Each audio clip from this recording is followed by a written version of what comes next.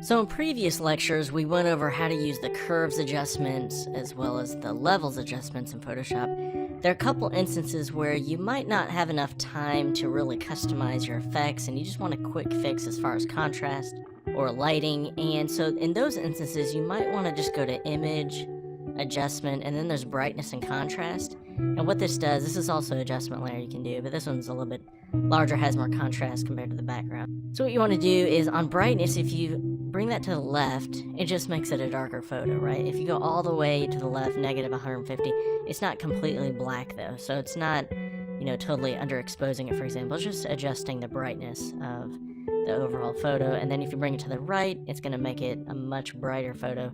In contrast, what that does, after resetting brightness to 0, just to show what this does, if I go over to the right, it just makes the darkers darker and the lighters lighter. If you go to the left, it makes it more of a flat photo, and you can hit auto and it'll try to figure out what it should do. So it doesn't have as much control compared to, say, levels, where you can make the lighter lighter, the darker lighter darker, and darker lighter. It's going to just do 2 of those at once. So if we go to Image Adjustments, Brightness, Contrast, with contrast again, the darker is getting darker and the lighter is getting lighter at the same time, and then the opposite on the left. Now if you go to Image Adjustments, Exposure, if you think about in photography, if you have your shutter speed open for a long time, it's a longer exposure, right? The longer the film or the digital sensor is exposed to the light.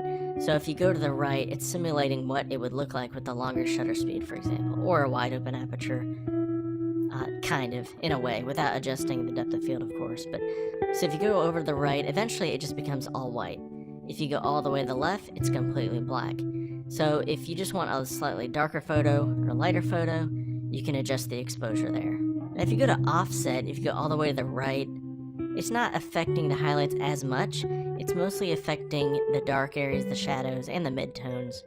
So if you go to the left, it's going to be completely black, except some of the highlighted areas are not. And go to the right, it's really bright around here, but again, the highlights don't change too much. It's just affecting the shadows and the midtone values. And then finally, gamma correction or midtone values, if you go to the left, it's just affecting the brightness, except the opposite. It's not going, it's not getting darker as you go to the left like it would with the exposure. It's getting brighter. And then if you go to the right, it gets darker. So there's a couple different ways to affect it. The defaults are 0, 0, and 1. And if you use these, setting the dark point, the gray point, and the white point, it's a little bit different than the levels eyedropper tools. It's not affecting all the color range. So what I mean by that is, if you use this to set the black point in the exposure tool, and let's just say, let's find a dark area here, and you click it, see how it only affects the offset? So I click all around, it's only affecting the offset there. It's not trying to adjust the exposure or the gamma correction. Now if I'm gonna bring that back to 0.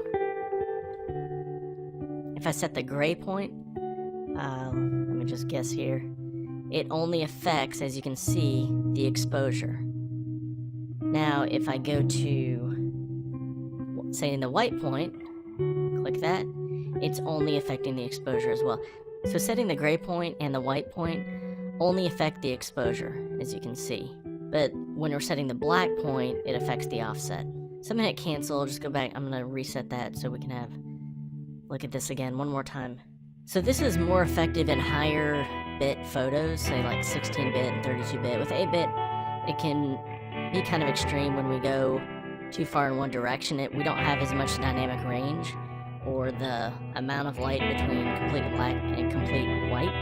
So what you can do, if this is just making the changes too quickly, if it's just too drastic as you move that slider, what you can do is hold Control on the PC or Command on the Mac, and then you hover over the number, it turns into a scrubby slider, so you can actually click and drag. It's very subtle. You'll see that slider is moving a lot more slowly. So you can do that for all 3. Alright, so that's just a quick tip. Hold on to Control on the PC, Command on the Mac, hover over these numbers, and you can adjust these with a little bit more precision. So those are the quick photo fixes of adjusting brightness, contrast, and exposure. Again, some of them are not as versatile as curves and levels, but sometimes it might be all that you need as far as just brightening up a photo or adding a little bit more contrast. In the next lesson, we'll cover making photos pop a little bit more and adding a little bit more lightness and saturation in a photo.